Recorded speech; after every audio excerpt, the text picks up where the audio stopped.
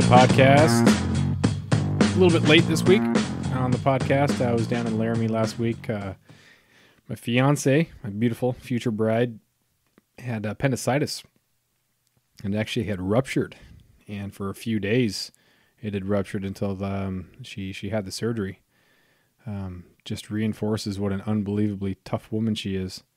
So I was down there with her in the hospital for a couple days, and then helped her out when she got out, because it's, you're pretty you're in rough shape after appendicitis, having that taken out and having any sort of surgery, no matter how, no matter what it is, a little bit of help. So helping her out down there, and so it was different than what we wanted. She was supposed to come up here and we were supposed to go steelhead fishing, but instead I went down there for that. But I just, when you see someone that you care about, so someone that you love in that situation, it's tough to take. But thankfully, doctors are good, and she's strong, so she's on the road to recovery, and she's already back to walking a couple miles by herself. So that's nice. So I'm back home here. I left Ketchikan, and it was cold, and it was wintry. And the day that I left, there was actually snow. But I come back, and it's upper 50s. Today was in the 60s and sunny. So pretty sweet. What I'm worried about, though, is that what will happen this year will be the same as what happened last year. Last year, April and May were warm and beautiful and unbelievable, and then the summer was just cold, rainy, miserable. So hopefully we don't spend our entire summer in the next couple weeks. But man, it will be pretty sweet. I got one of those Facebook memories from 3 years ago, and it was a picture of a grouse that was up in a tree. I was hunting hooters, and I thought, man, like where I was to find that thing, there's no way I'm getting back there. We had a late snow, and there was about 20 inches in some areas a couple weeks ago. And so usually you have the thaw and you have some rain, and so it kind of cuts down on some of the snow to get back on some of those logging roads more toward the middle of the island. Well, not really middle. You can't really drive to the middle of the island, but a little further back from the shore or the coast.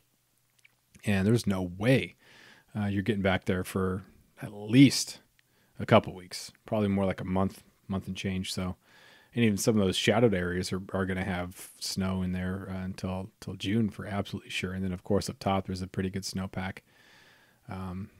So yeah, kind of crazy, but really looking forward to get out for some steelhead. The season's been a little bit delayed because the weather was bad. It was super cold. You just don't get those fish to move. You don't get them moving up, and water was kind of low. So it goes from all of a sudden, I just feel this sense of urgency, because we're already mid-April. I should have been out steelhead fishing at least once or twice by this point, and things are really should be starting to get pretty hot, and then you go right into spring bear season.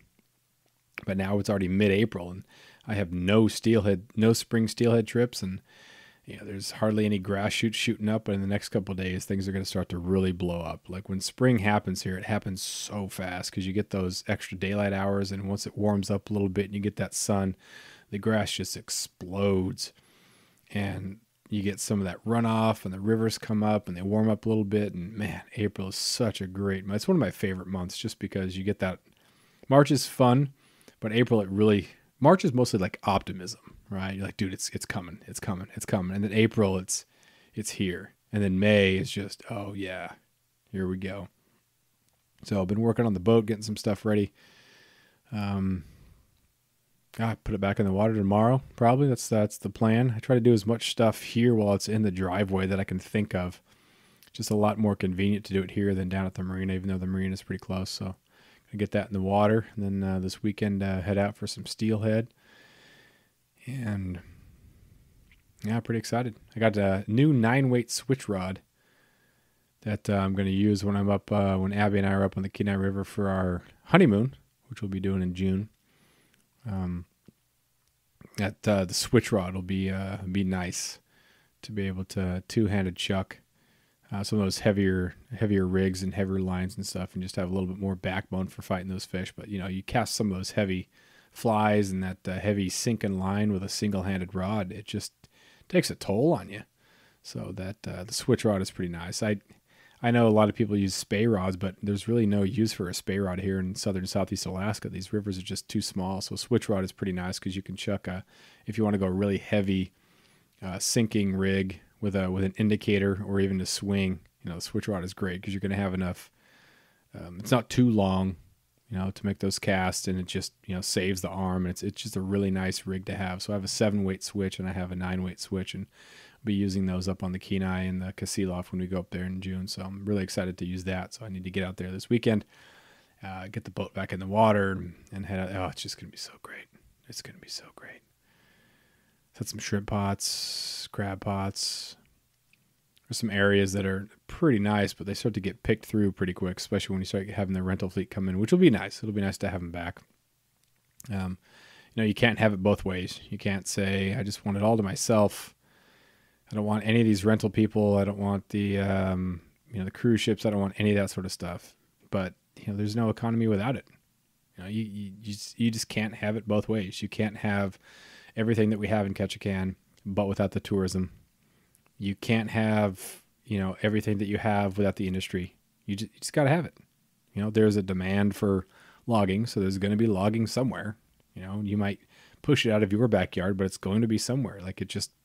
There's a demand for it, and it's always a trade-off. I don't know what podcast I was listening to, but everything is a trade-off. It's not like the right decision or the wrong decision. It's like, well, with this decision comes this, and that's the way it is. After years of fine print contracts and getting ripped off by big wireless providers, if we've learned anything, it's that there's always a catch. So when I first heard that Mint Mobile offers premium wireless starting at just $15 a month, I thought, what's the catch? But after talking to them and using their service, it all made sense. There isn't one. Mint Mobile's secret sauce is that they're the first company to sell wireless service online only. They cut out the cost of retail stores and pass those sweet savings directly to you. For anyone who hates their phone bill, Mint Mobile offers premium wireless for just $15 a month. I was hesitant about having to get a new phone and a new phone number, but with Mint, you can use your own phone with any Mint Mobile plan and keep your same phone and your same phone number along with all of your existing contacts. Mint Mobile gives you the best rate whether you're buying for one or for a family, and at Mint, families start at 2 lines. All plans come with unlimited talk and text plus high-speed data delivered on the nation's largest 5G network. Switch to Mint Mobile and get premium wireless service starting at just $15 a month. To get your new wireless plan for just $15 a month and to get the plan shipped to your door for free, go to mintmobile.com/waypoint. That is mintmobile.com/waypoint.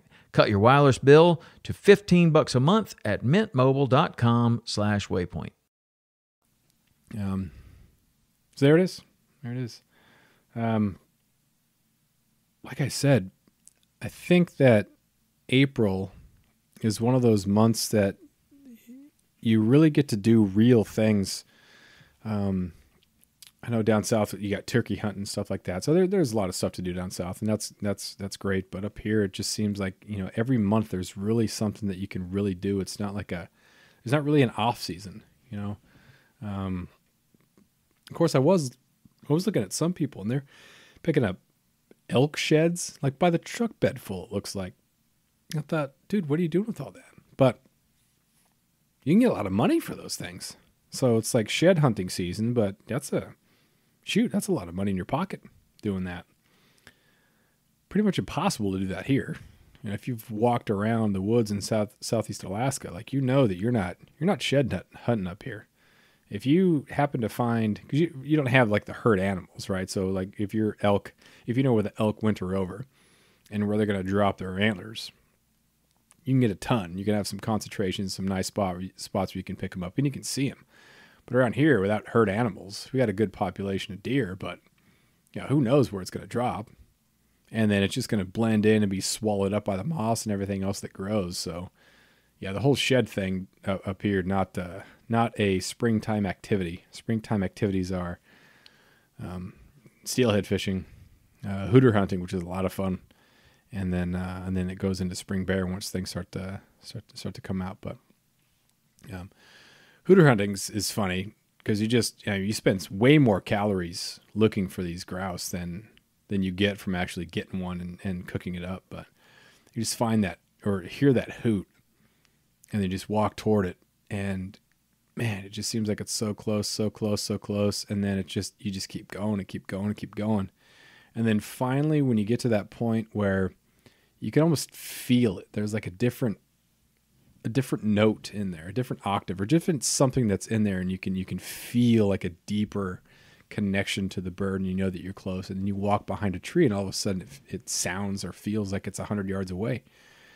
And that's just because it's on the other side of this tree. And so you think that you're totally wrong, but really you just need to get to the other side of the tree. So rather than, take off walking, just kind of be patient, adjust your location just a little bit, get to the other side of the tree and listen, wait for it to go again. Otherwise you can, like I've had it where I hear one, I think I'm close. And so I stop, and then I hear it and it sounds far away. So I just go charging because I think I have a long way to go. But really it was a second hooter. And so I was pretty close to the first one, but then I just start charging after the second one, try to take a whole bunch of ground because I thought I was close. And then I heard it and I was like, oh, dude, you're not close at all. And so I just take off after the other one. But what had happened, I wasn't patient. And that one was behind a tree, and then I was behind a tree. And it totally jacked me up. So I took off, and I kind of got between the two. Then I realized it was two, and I went back to the first one and realized just how close I was. And it was just a matter of it being on the other side of the tree and me being on the other side of the tree, which made it sound really, really quiet and far. But I've also chased echoes, which is just disheartening. So anytime you're hunting in like a bowl, you just try to stay away from those things because the sound is going to just reflect off the other side, and you are totally on the wrong side. And that's just terrible, and that's frustrating. So those steep areas where the other side is pretty far away is a nice place to find some of these hooters, and it's just fun, just a nice recreational thing. You're running around, and then you just get a nice meal of meat. It's great. I like to cut them up into strips, and popper form is kind of my favorite way to do it. Cook the strips, and you got that nice jalapeno boat with some cream cheese in it and some premium bacon. You just can't go wrong with that. It's so good. Yeah. So hooter season, steelhead season, then but not long from now we're going to be in a spring black bear. As soon as those shoots start showing up, and you got the bears that are eating the mussels on the shore, and then those grassy flats in the low tide evening, man, it's fun. We'll just watch them emerge from like anywhere and see this black hole, and it's hard to tell how big it is, but pretty exciting, pretty fun. So yeah, there's certainly it's a great time to be here. Super excited for it, and I'm glad everything is good with Abby. Excited for her to come up in June and get married, and then go on that honeymoon up in the Kenai Peninsula. It's just exciting, and it's that much more exciting because, she was sick and now she's getting better. You just appreciate everything. It was just kind of, a little bit of a stress and figuring out all of the stuff with the wedding, but then you just realize how great it's going to be that, you have this adventure partner forever. I'm really excited for all of that. So, we'll call that this episode. Make sure you check out the mediocrealaskan.com. You can order A Miserable Paradise, Life in Southeast Alaska on Amazon. I should have some copies shortly, so you can get them at amiserableparadise.com if you're not really feeling the whole Amazon route. And then I'll have some copies at Knudsen Cove Merida here in Ketchikan, then also Parnassus here in Ketchikan. So stay tuned for all of that, and we'll text you next time. Talk to you next time. As I say, text one more.